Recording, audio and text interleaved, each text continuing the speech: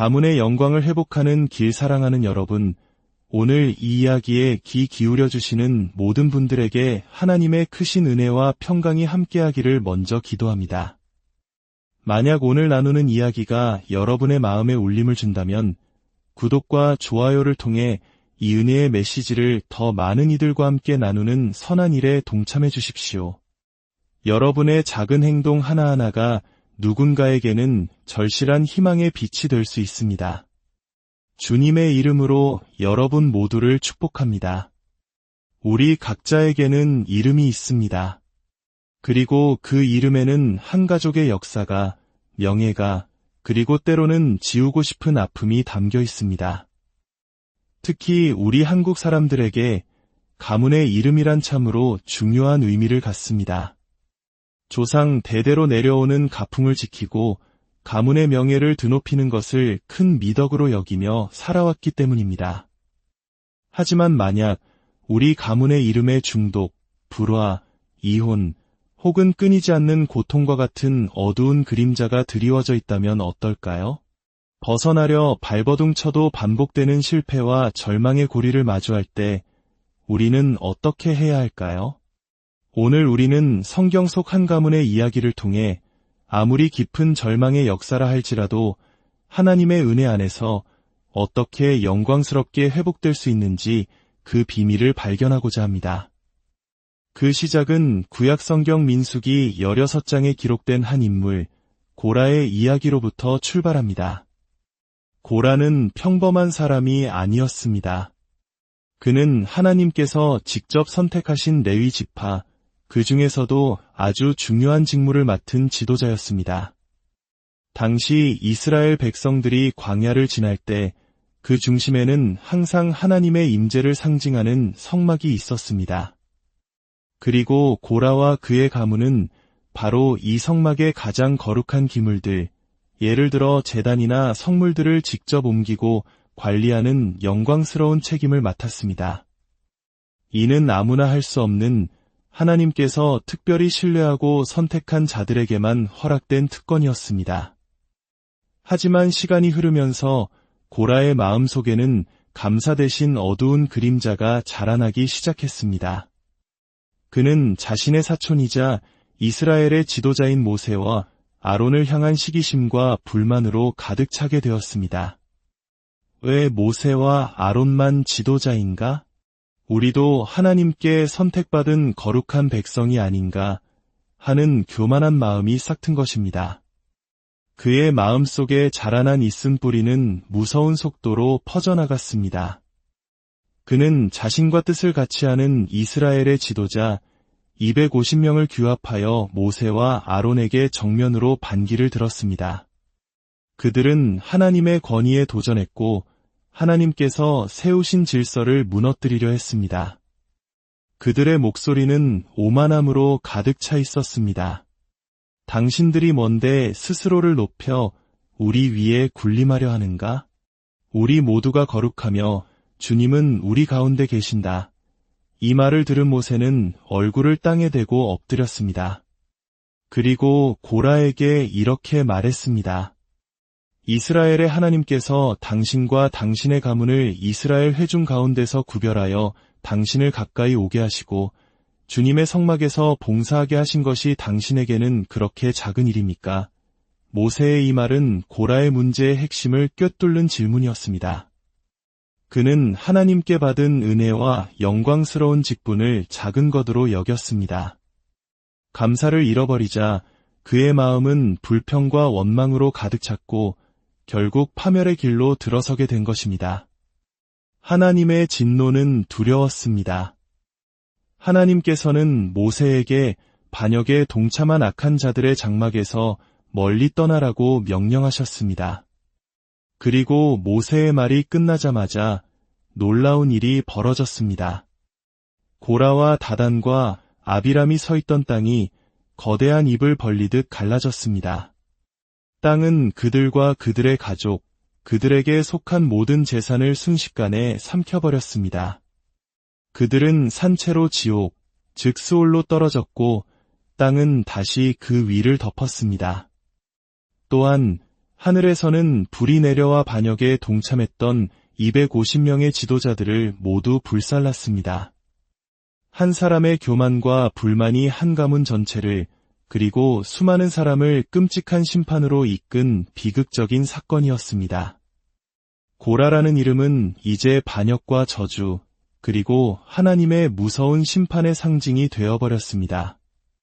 하지만 이야기는 여기서 끝나지 않습니다. 이 끔찍한 심판의 현장에서 하나님의 놀라운 은혜가 숨겨져 있었습니다.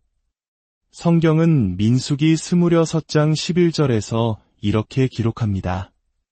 그러나 고라의 아들들은 죽지 아니하였더라. 모든 것이 무너져 내리는 그 순간 고라의 아들들은 아버지의 반역에 동참하지 않는 선택을 했습니다. 그들은 하나님의 권위 앞에 서기로 결정했고 그 결정이 그들의 운명을 나아가 가문의 미래를 완전히 바꾸어 놓았습니다. 시간이 흘러 수 세대가 지났습니다.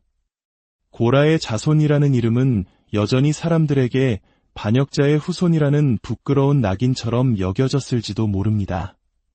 하지만 그들은 절망 속에 주저앉지 않았습니다. 오히려 그들은 조상의 죄를 되풀이하지 않고 하나님을 향한 가장 뜨거운 사랑과 신뢰를 고백하는 사람들이 되었습니다. 그 증거가 바로 우리가 사랑하는 시편 곳곳에 남아 있습니다. 시편 42편을 보십시오. 하나님이여 사슴이 시냇물을 찾기에 갈급함같이 내 영혼이 주를 찾기에 갈급하나이다.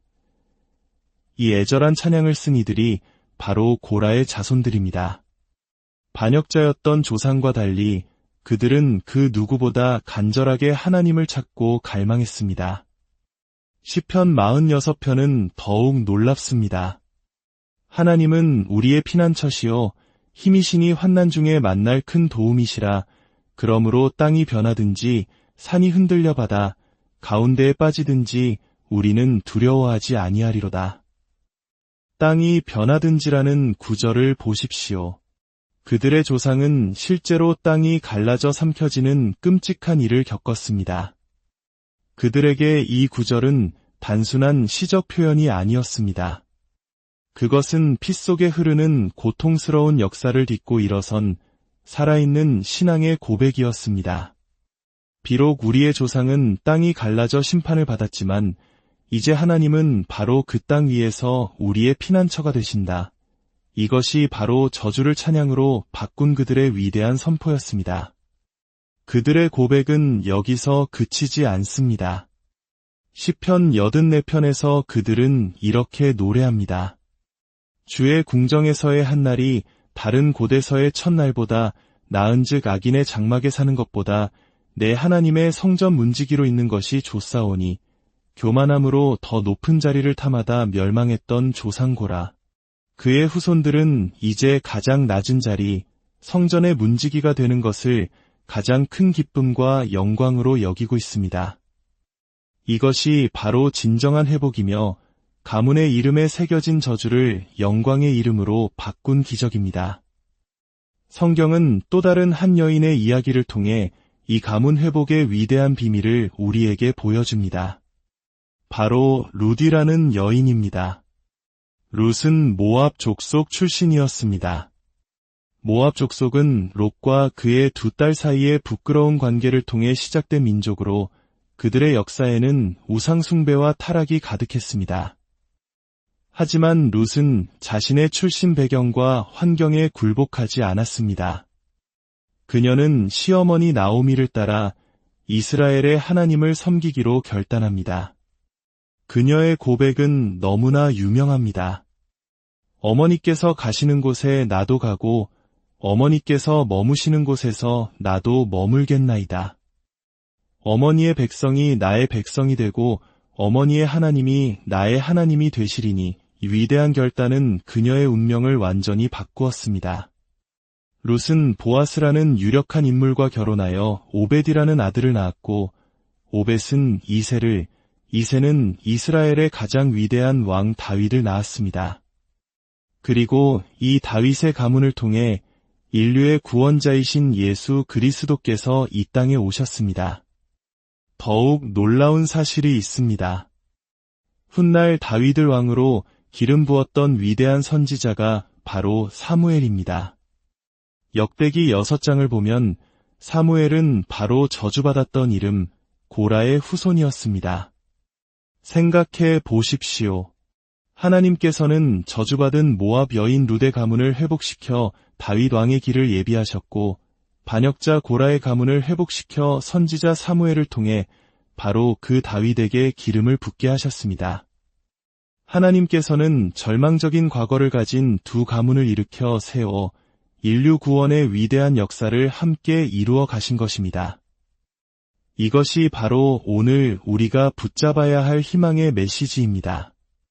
당신의 과거가 어떠하든 당신의 가문에 어떤 어두운 역사가 흐르고 있든 그것이 당신의 미래를 결정하지 않습니다. 예수 그리스도 안에 들어올 때 모든 저주의 사슬은 끊어집니다. 예수님의 보혈이 우리의 유전자에 새겨진 모든 실패와 고통의 패턴을 깨뜨리고 새로운 생명의 코드를 심어주십니다. 이제 우리 함께 선포합시다. 예수님의 이름으로 우리 가문은 더 이상 중독의 이름으로 알려지지 않을 것입니다. 예수님의 이름으로 우리 가문은 더 이상 불화와 역기능의 이름으로 알려지지 않을 것입니다. 예수님의 이름으로 우리 가문은 더 이상 이혼과 고통의 이름으로 알려지지 않을 것입니다. 우리 가문은 비록 똑같은 어려움을 겪을지라도 결국에는 다시 예수님께로 돌아오는 가문으로 알려질 것입니다. 우리의 유산은 오직 예수 그리스도, 그분 한 분뿐입니다. 고라의 아들들이 한 번의 결단으로 가문의 운명을 바꾼 것처럼 룻이 한 번의 결단으로 저주를 축복으로 바꾼 것처럼 오늘 당신도 그 위대한 결단을 할 수 있습니다. 지금 있는 그 자리에서 마음을 다해 기도하십시오. 주 예수님, 저를 불쌍히 여겨주십시오. 저와 우리 가문의 모든 죄와 허물을 주님의 보혈로 깨끗하게 씻어 주옵소서. 끊어지지 않던 실패와 고통의 사슬을 이제 예수님의 이름으로 끊어냅니다. 이제부터 우리 가문의 주인은 오직 예수님이십니다. 우리 가문의 역사를 새롭게 써주옵소서. 사랑하는 여러분, 하나님은 당신과 당신의 가문을 사랑하십니다. 하나님은 당신의 편이시며 당신의 가정을 위한 놀라운 계획을 가지고 계십니다. 이 말씀을 듣는 모든 가정 위에 저주를 끊고 새 역사를 시작하게 하시는 하나님의 놀라운 구속의 은혜와 평강이 충만하게 임하기를 주님의 이름으로 간절히 축원합니다.